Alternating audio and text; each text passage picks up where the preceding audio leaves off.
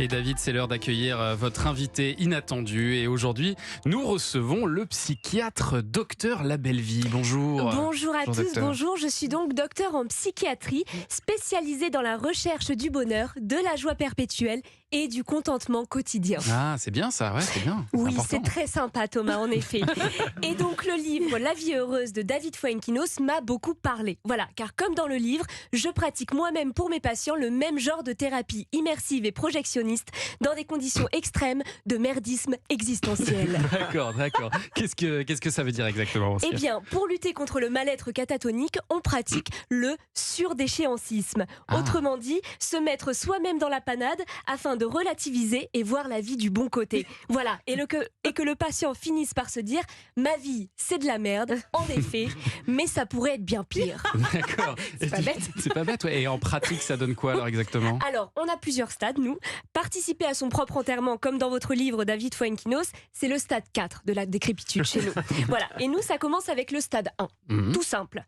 On insulte son boss. Voilà. Tranquille. Bam. En réu, on claque un Gérard, on n'en peut plus de vous entendre débiter vos conneries. Et ça marche vite et bien. Parce que quand GG nous a mis au placard ou en arrêt, on se rend compte que notre taf, il était plutôt cool. Ah, et c'est sûr que si on perd son job, c'est quand même pas terrible. Tout à fait. Ouais. Ensuite, stade 2, Thomas. Voilà. Tout à fait. On monte en galère, on trompe sa femme, on se casse un orteil, on brûle sa maison soi-même, voilà, ce genre de choses, vous voyez. Ah oui, d'accord. Ouais, donc c'est n'importe quoi en fait. Et ensuite, il se passe quoi? Ensuite, c'est le stade 3. Si le patient n'arrive toujours pas à relativiser, on sort l'artillerie lourde, Thomas. On conseille à nos patients de prendre tous les matins un bain d'excréments. Pardon, c'est pas possible ça. Un bain de crotte, Thomas. Vous m'avez entendu, non. du caca. Non, pas à Vous 10h34. chiez dans vos... Et si, Thomas, à 10h34, vous chiez dans votre bain et vous trempez votre lard dedans pendant 20 minutes. Vous sortez, vous sentez la chiasse. Et c'est radical. C'est immonde, c'est Et immonde. oui, mais ça cartonne, Thomas.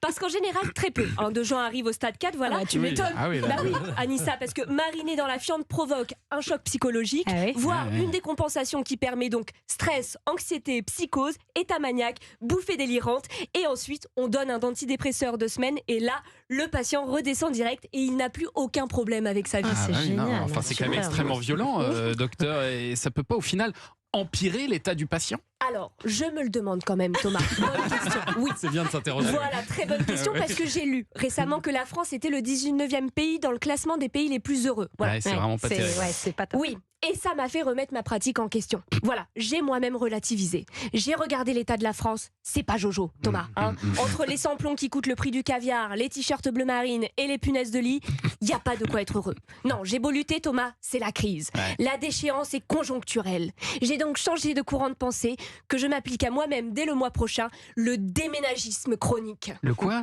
Je déménage, je me barre, Thomas. Faites-vous la malle, les gars. Allez voir du pays, c'est ça la good life. On va pas rester sur le rafio de la France à la dérive. Ça part en Mai Tai à Kopipi, en carnaval de Rio, les cerisiers en fleurs au Japon. Faut voir du monde. Il y a que ça de vrai, la nature, Thomas. J'ai trouvé mon nouveau courant de pensée, le naturisme.